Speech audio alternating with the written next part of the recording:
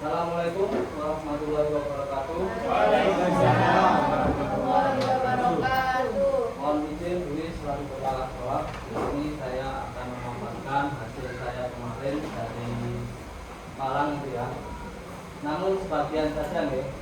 Ini ada pendekatan pembelajaran mendalam. Sebenarnya ada banyak yang bisa disampaikan, tapi dari yang bisa ditawarkan ternyata ini yang menjadi fokus kita. Sebelum itu jika kaki pernah diikuti nomor jalan ini. Jadi ini tinggal mengulang saja gitu ya. Yang pertama tujuannya, kalau ini tidak secara global saja, tapi di sini saya merangkumkan dengan mengetahui minimal cara-cara melaksanakan dan pelaksanaannya.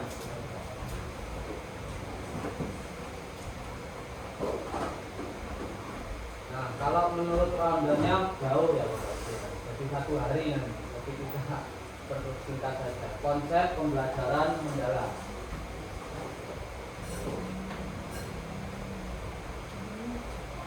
Untuk pertamanya, kira-kira apa yang diharapkan terjadi dalam murid setelah mengikuti pembelajaran? Ini sebenarnya klasik ya. Maksudnya kira-kira setelah murid kita mengikuti pelajaran kita, apa sih yang ingin atau yang akan mereka dapatkan? Tentu saja sebagai guru kita memiliki banyak sekali tujuan kan gitu ya. Namun Bapak Menteri sendiri itu menyadari bahwasanya guru datang ke sekolah punya tujuan ingin ngajar apa, itu sudah bagus. Karena masih banyak hal-hal yang menjadi perhatian kita ternyata sudah di sekolah. Kita langsung saja ke arah ini. Sebenarnya materi pertama itu ada growth mindset. Growth mindset itu cara berpikir bertumbuh, berpikir dengan bertumbuh. Sedangkan di sini ada surface learning, bertindak. Jadi ini surface learning itu pembelajaran yang dilakukan secara mendasar gitu ya. Yang mana kadang kita sebagai guru itu kan enak ya kalau sudah berada di zona nyaman, terus saya ini ada di sini aja gitu. Mau ada perubahan-perubahan yang seperti apa, kadang kita juga jarang ingin mengikuti kan gitu. Kadang juga sulit juga gitu loh, mengikuti tapi ternyata belum ada yang memberitahu, belum ada sosialisasi, akhirnya pikirannya ngapain kok ribet kan. Sehingga banyak hal yang menjadi fokus Pak Menteri di sini ada growth mindset. Nah, dibutuhkan bagi guru itu karena seperti ini. Misalkan saya ingat perkataan Pak Zuri kemarin. Dia bilang, ini jadi pikiran saya sendiri gitu. Iya, jadi guru saya ini penak gitu. Apa-apa tinggal download, apa-apa tinggal buat. Enggak seperti zaman dulu cari referensi saja sulit. Jadi kita sebagai guru itu sebagai kadang pendongeng. Ada hal-hal dalam pembelajaran yang harusnya anak-anak itu bisa berpikir, yang mana kadang sekolah itu memang dibuatnya untuk pasar mereka dalam pulaan pikiran, tapi kita kadang memberikannya itu tadi dengan cara banyak mendongengnya. Kadang anak itu suka lupa juga gitu.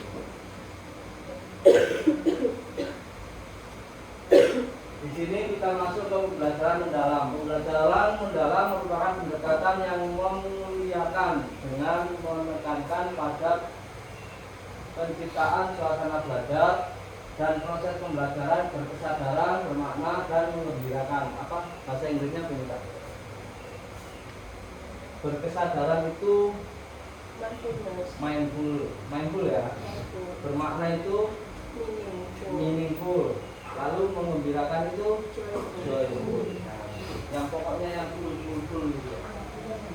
Tapi ini dalam bahasa Indonesia ternyata artinya berkesadaran bahwa anak-anak itu sadar diri bahwa oh ya aku sekarang sekolah, sekarang belajar ini dan itu. Lalu bermakna, tentu saja saya yakin semua yang ada di sini sudah Bapak Ibu lakukan. Mengajak anak-anak supaya berpikir secara bermakna, merangkai sebuah pembelajaran dengan menggembirakan. Ini saya kira sudah semua gitu ya. Cuma di sini kita disuruh untuk mengingat kembali supaya apa yang telah kita lakukan itu tidak terlena. Melalui dari ini, olah pikir, olah hati, olah rasa, dan olahraga secara holistik dan terpadu.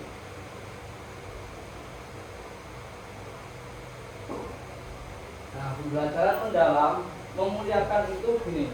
Dalam penerapan PM atau pembelajaran mendalam, semua pihak yang terlibat saling menghargai dan menghormati dengan mempertimbangkan potensi, martabat, dan nilai-nilai kemanusiaan. Seperti yang ada di sini. Ini kurang lebih sama loh Ibu. Untuk dimensi profil lulusan dikasih dulu, kita langsung masuk ke ini. Kita mengenal ada 8 dimensi. Ada 8 dimensi adalah lulusan. Kalau dulu itu P5 ada 5, kalau sekarang ditambah ada 8 dengan ini. Ada keimanan, ada kewarganegaraan, penalaran kritis, keaktivitasan, lalu ada kreatif, kolaborasi, mandiri, kegiatan, dan komunikasi. Nah, dalam pembelajaran ini sebagai hal afektifnya. Ketika jenengan nanti mengajar, oh apa sih kemandirian anak-anak? Kalau misalkan yang dicari adalah kolaborasi, berarti jenengan misalkan menggunakan model kooperatif learning gitu ya. Jadi kooperatif itu bisa menjadi acuan apakah anak-anak bisa berkolaborasi. Sedangkan prinsip pembelajaran mendalam sendiri di sini menekankan ada tadi berkesadaran, ada bermakna, ada membirakan. Kadang yang membingungkan itu kalau menuliskan LPD itu berpikir yang biru. Apa sih sadar itu berkesadaran, apa itu bermakna dan yang membirakan. Ini adalah ternyata aktivitasnya. Di aktivitas kita merancang kapan anak-anak itu harus berkesadaran dan membirakan, kapan anak-anak itu bermakna dan membirakan dan sebagainya. Ini nggak harus satu-satu, bisa bergabung. Jadi bisa gabung. Dalam aktivitas itu kadang ya kan, misalkan anak-anak sekarang sedang membaca dan memahami, berarti anak-anak sedang ada di area bermakna dan berkesadaran.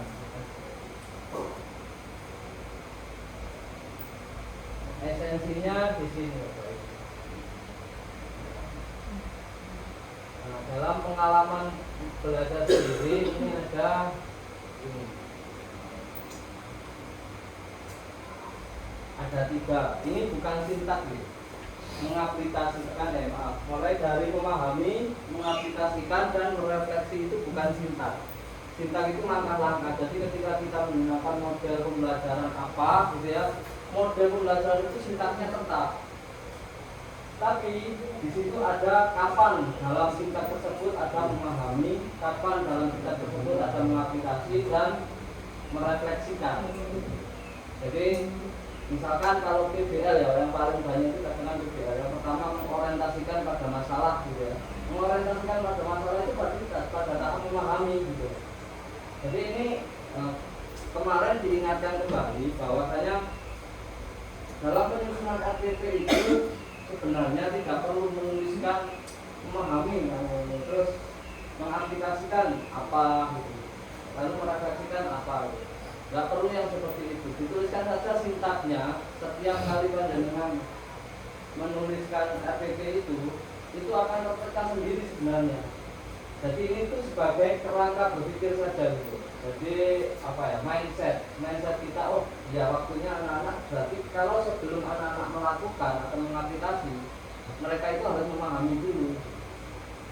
Lalu setelah mereka mengaplikasi, berarti mereka harus menimbulkan, memaknai, akan merefleksikan. Oke, terima kasih. Ada taksonomi Solo. Taksonomi itu ada banyak, nggak hanya taksonomi Solo. dulu itu apa ya, saya lupa kemarin itu juga saya ingat-ingat sekarang lupa. Ada taksonomi Bloom itu kan apa namanya sudah lumrah ya, lumrah kita lakukan.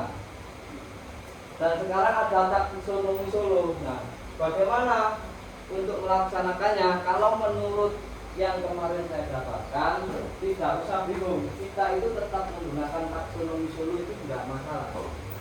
Karena ini sudah hasil penelitian, maka tetap bisa valid selama belum ada penelitian yang bisa mengkat itu atau menghentikan dari teori tersebut. Kita tetap menggunakan taksonomi Solo tetap taksonomi Solo tetap boleh. Saatnya jam 6. Ini ada contoh ya Bapak Ibu. Contoh dari kegiatan sendiri.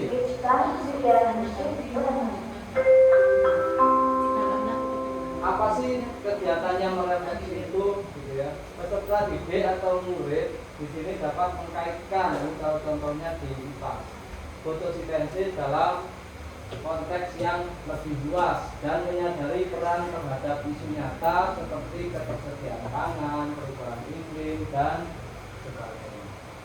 Lalu mengaplikasi peserta didik menerapkan proses fotosintesis itu sendiri. Jangan memahami peserta didik menjelaskan. Nah, di sini sebenarnya makanya pembelajaran mendalam itu bukan kurikulum loh. Pembelajaran mendalam itu adalah pendekatan gitu. Pendekatan itu seperti mindset kita yang akan kita laksanakan terhadap peserta didik dalam pembelajaran. Sehingga waktu ngajar, ya apa caranya arah-arah itu benar-benar mikir, benar-benar di situ itu ada pikiran yang bertumbuh. Jadi bukan kurikulumnya yang diganti, dan juga bukan model pembelajaran. Oke, mungkin sampai sini. Ini sebenarnya ada banyak loh. Kalau diteruskan itu sampai ke arah bagaimana kita mengajar. Tapi kok kayak waktunya sudah oke.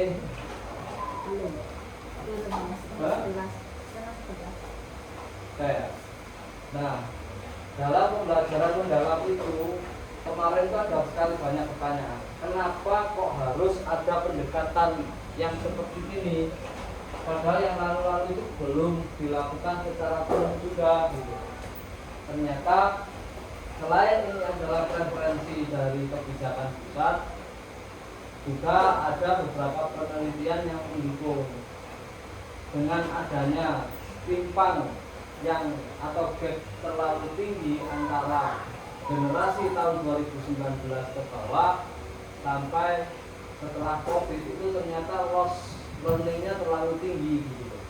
Sehingga harus ada nih bagaimana caranya membelajarkan anak-anak kembali kepada fitrahnya seperti yang dulu misalkan kaum senior Bapak Rohim itu kan, kenapa generasi yang diajarkan oleh beliau ini sampai menjadi diri kita yang sekarang seperti saya menjadi guru dan banyak orang-orang lain yang sudah sukses. Itu ternyata sekarang yang hilang itu yaitu tadi bagaimana membelajarkan anak-anak supaya benar-benar mikir.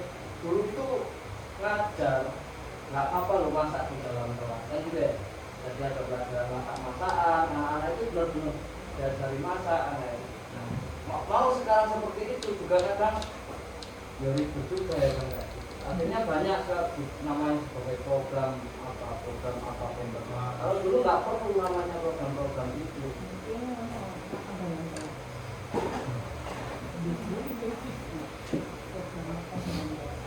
Oke, ini untuk nanti penulisan di RTP itu misalkan ada apa ya, visitasi atau ada pengecekan baik dari kepala sekolah maupun pengawas gitu ya. Sampun bingung masalah berkesadaran, bermakna dan menyenangkan gitu tadi. Nanti ini ditaruhnya di mana, nggak usah bingung. Sebenarnya dari kalimat itu akan menunjukkan bahwa ini yang hal yang menyenangkan atau yang bermakna atau hal yang lain itu boleh ditulis dan boleh tidak. Untuk memahami, mengaplikasi dan merefleksi itu sebenarnya ya itu saja. Itu tadi, misalkan kalau UGR waktunya mengorientasikan pada masalah, berarti itu ada di area memahami. Di atasnya ditaruh memahami, setelah itu mengorientasikan masalah, itu sampai ke tahap yang mengaplikasikan.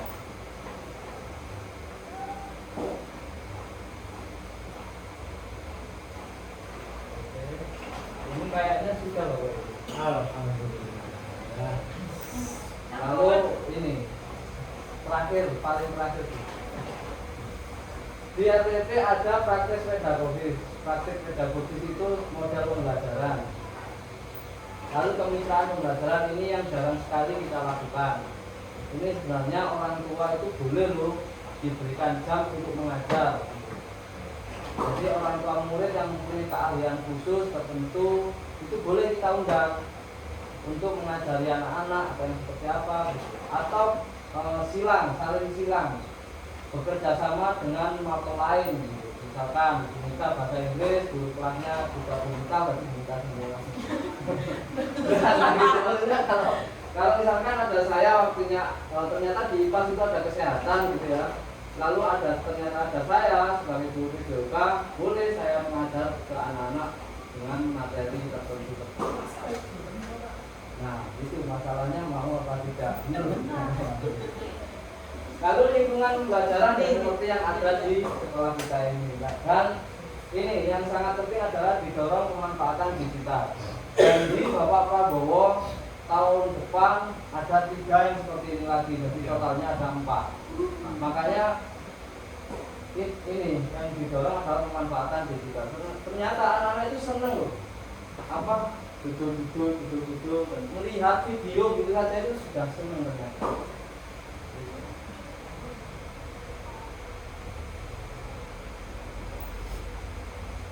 Oke, sudah terakhir, terima kasih. Sama-sama. Terima kasih.